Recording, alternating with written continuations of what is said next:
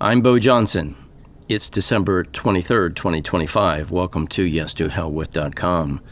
The report which describes ChatGPT's admission that the Liberty Dialogues is fundamentally true concerning jurisdiction is available for one more week on jamesbowersjohnson.com.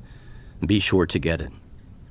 I wrote The End of Justice while I was unjustly imprisoned, not accused, not awaiting trial, already convicted. Prison strips away illusions.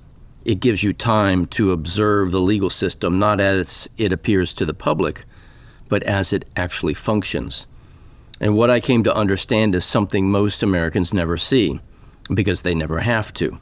Most people trust the legal system for one of two reasons: ignorance or indifference. They assume injustice is rare. They assume courts correct themselves. They assume that if something went wrong, someone will intervene. That assumption is false. The average person walks past a courthouse and sees symbols, stone walls, robed judges, flags, seals. They don't see how decisions are made, or what is ignored, or how often truth loses, not to malice, but to convenience. That ignorance is not accidental. Because if people truly understood how injustice occurs, the system could not continue to function as it does. People would intervene. While imprisoned, I stopped asking whether the law was right or wrong. I began asking a different question. How does injustice persist when so many people are involved? Because injustice is rarely the product of one corrupt judge or one rogue prosecutor. More often, it is produced by layers of compliance, each one small enough to feel harmless, each one justified as just doing my job. That is when I realized something essential. Justice does not fail in a single moment. Perhaps it does on occasion, but it fails across an entire process. Every case passes through human hands. Voters, lawmakers, investigators, prosecutors, defense attorneys, judges, jurors, grand jurors, witnesses, and even the press. Each actor plays a role, and when one of them abdicates responsibility, injustice advances. That realization gave birth to what I call the Four Corners of Justice diagram. The Four Corners of Justice is not a legal theory, it is a diagnostic tool. It exists to show the public what they are never shown, how ordinary people performing ordinary roles manufacture extraordinary injustice. The diagram maps the major actors in the justice system and asks a simple question of each. Did this person act with truth, restraint, and discernment? If not, justice moves further away. At the center of the diagram is what I call the zero line. The zero line represents neutrality, fairness, proportionality, and good faith. In a just system, no actor crosses left of that line. But case after case reveals the same pattern. Nearly everyone does. In the Four Corners of Justice diagram, every score matters. Any score to the left of the zero line is an indictment of the individual actor and of the system that allowed the failure to go uncorrected. Scores to the right are rare. When they appear, they reflect deliberate resistance to pressure in order to preserve fairness.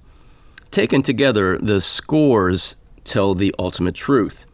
Justice does not fail because of one bad actor. It fails when enough actors drift left of the zero line and no one intervenes.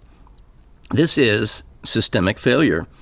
One of the most dangerous illusions people believe is that following procedure produces justice. It does not. Procedure can be followed perfectly and still destroy an innocent person. Justice requires intent to be examined. Harm must be real. Punishment must be proportional. When these questions are not asked, law becomes administration, and administration has no conscience. The four corners of justice diagram exists because the public must understand how injustice is made, not in secret rooms and not through grand conspiracies, but through silence, deference, and compliance.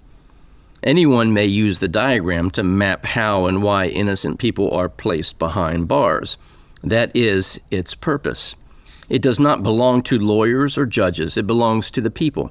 And it must, because we are the ultimate checks and balance of the entire process.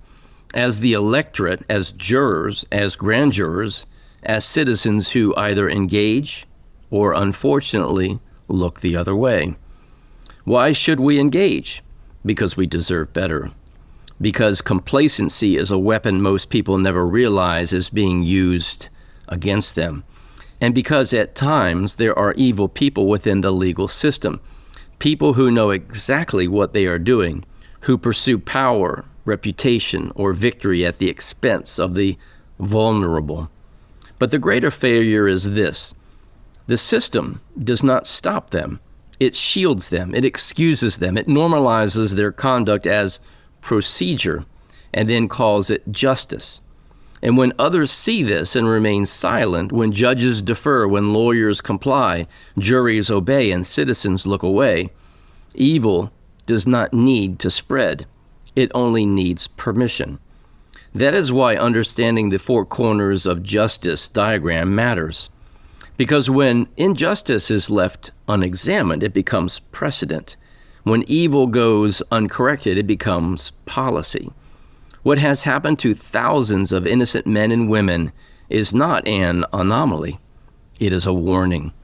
And if we are unwilling to confront how injustice is made, we should not be surprised when one day it happens to us.